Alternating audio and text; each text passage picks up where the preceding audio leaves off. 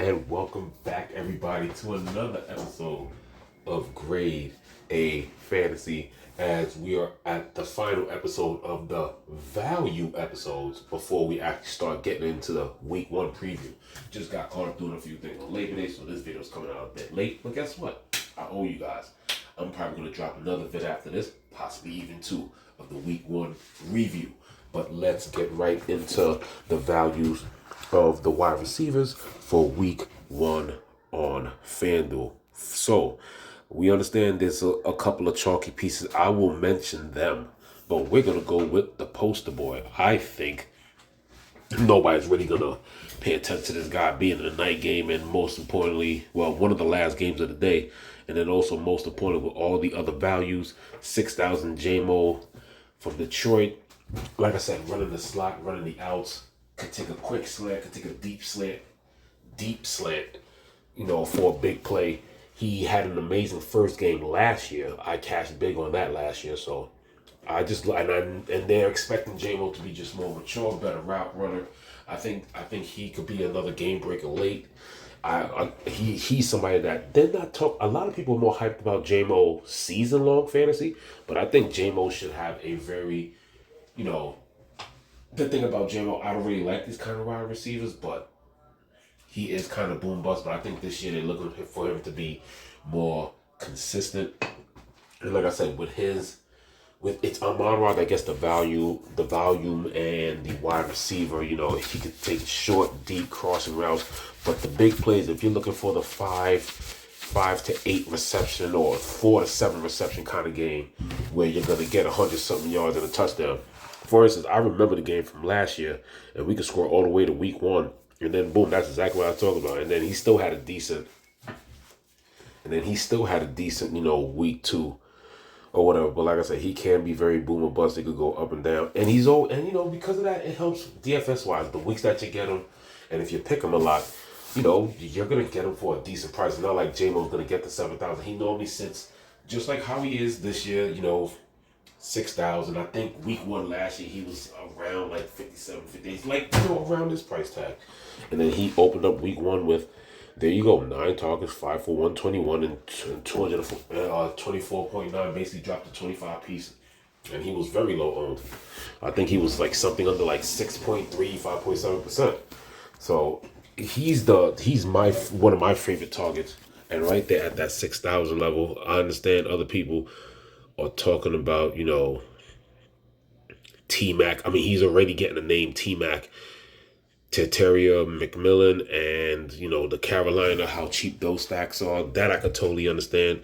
But when it comes to Carolina, here's the new addition that I actually want to bring up. We'll scroll down a bit, and then what we'll get is, I had his name marked because he was just added.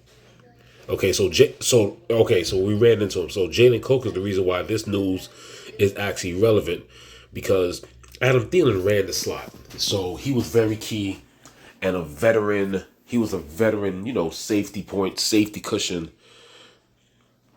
for Carolina QB play, for whether it was Andy Dalton, for whether it was either Dalton or last year's rookie. But there we go. So making a comeback this year. Just got signed, and he is confirmed to play. It's Hunter Renfrow, veteran in the slot, not a biggest target as Thielen. This is one of those shot in the darks that I just want to throw out there.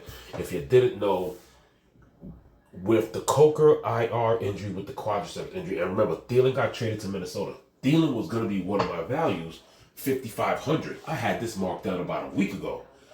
A few days later, he got traded back to the Vikings.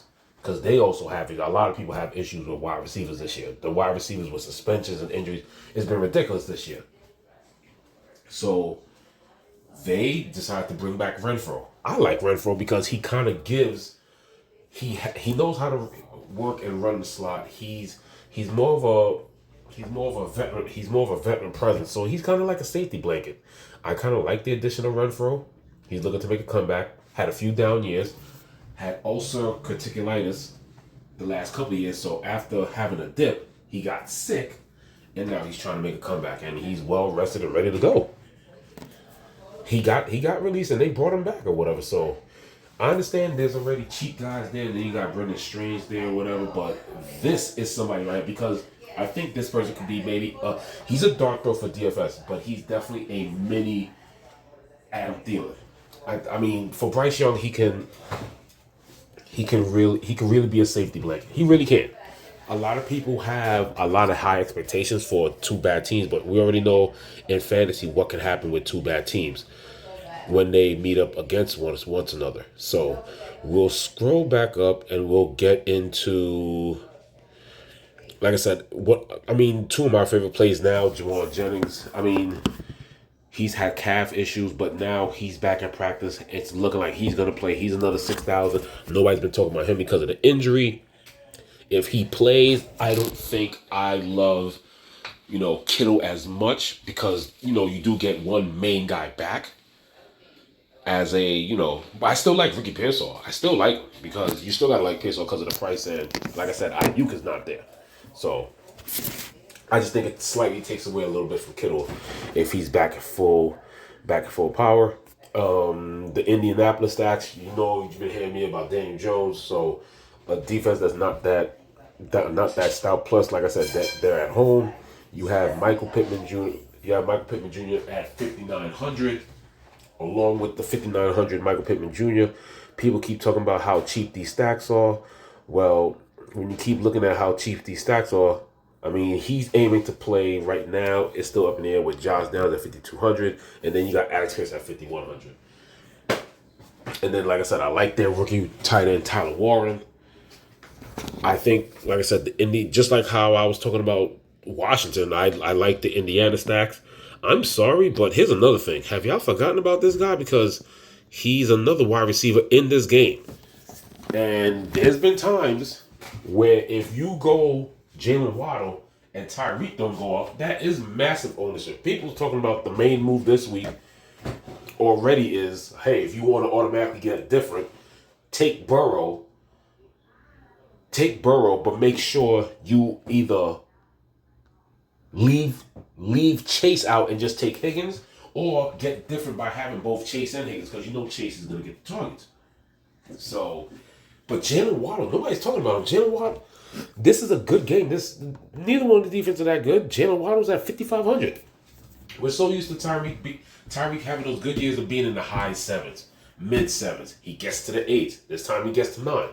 And then there's like a $2,500 difference. Like you see Jalen Waddle at 73. But the soft pricing has Jalen Waddle being a nobody. I understand the Ricky Pearsalls and everything like that, but this is still Jalen Waddle, and him and Tyreek Hill are still the 1-2 combo.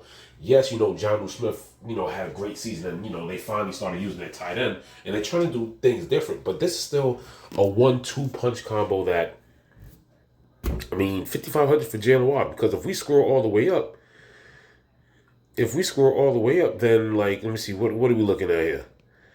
If we scroll all the way, I'm scrolling down. Sorry. If we scroll all the way up, where Tyreek Hill's all the way? That's still soft pricing, but Tyreek Hill's 76.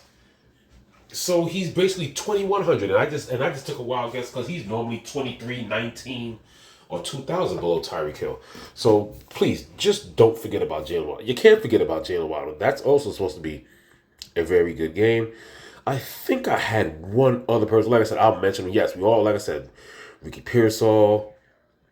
Like I said, I already mentioned Alec Pierce. Everybody's, there's the other guy. Everybody's all over because that's supposed to be a high scoring game in Buka. But when you actually talk about all these guys, forget fantasy. And this does relate to fantasy anyway. Jalen Waddle's better than Mbuka and Ricky Pearsall. So the fact that he's not being talked about, I think is a huge mistake. I'm definitely going to be over the field on that because I already know Jalen Waddle is going to be under like 7.6% with all the other value around him. Because when you see all the other value around him, what's around him that's going to take the eyes away? You got Pearsall at 53. There goes Jalen at 55. T-Mac from Carolina is right on top of him. People's going to be excited to play Travis Hunter at 57, trying to figure out what they're going to do with him. And then just a little bit above him, that's where you got Olave, Pittman, Jennings. You got guys that I just mentioned, J-Mo. And then, like I said, under him, And then, like I said, under him, like I said, you got Mbuka. Tim Patrick's an interesting option because he's an interesting dart throw because of of what they tried to do, and they added a few new weapons to Trevor Lawrence, and they traded up that wide receiver core a little bit. They go Diami Brown. There you go for Jacksonville. These are all new people that that they got rid of. Like I said, Ingram gone. I think Christian Kirk is gone. They go Xavier Legette for Carolina. Everybody's all over that Carolina game. So, like, there's a lot of good names. And here's another thing. I just want to throw this out there. Yes, he's a vet. And, he did appear in a couple games last year. But guess what? If there's a team that definitely, now with Ricky Pearson and Jawan Jennings, yes, somebody's back. But Tampa Bay's wide receiver squad is hurting. And there was a couple of games that he was relied upon. And with the opportunity here, plus Kate Otten might not play, there was a couple times, like I said, he got some run when Chris Godwin got hurt. I believe, especially, your body's fresh. Like, these are games in the middle of the season, November, December, towards the end. Look for Sterling Shepard for 7-7, 4 and 5 receptions. Look for these to turn into almost double digit in targets, to be honest. Because if there's anybody that's taking a beat in the wide receiver crew with their wide receiver squad, it's definitely Tampa Bay Buccaneers. So just throwing out a few dart throws and nuggets. You never know what can happen in week one. Very unpredictable. But yeah, it's kind of crazy that I don't really hear the industry. Nobody really, I mean, they probably are. But if you're somebody that watches multiple different sources, you try to remember and see if they said anything about Jalen Waddle. And I'm pretty guaranteed that I'm either one of the first or the second YouTuber that you heard mention Jalen Waddle's name. Definitely not the third. Nobody's talking about Jalen Waddle at all. So that is my wide receiver value video. In a few minutes, we're going to get to the quarterbacks. Like I said, I owe you guys at least another video or two. Week 1 official preview at the quarterback position on FanDuel coming up later tonight. Or I'll just record it tonight and post it first thing in the morning. I owe you guys. Let this video breathe a little bit. Let me punch in my credits, do my tags. Video should be uploaded. It's what? Just after 9 in New York. I should have this video up. It's a short video. Take care of my settings. This video should be up by 9:30. Thank you for tuning in. That's the wide receiver value video. Week 1 official preview coming up. This is Grade A Fantasy. Signing off.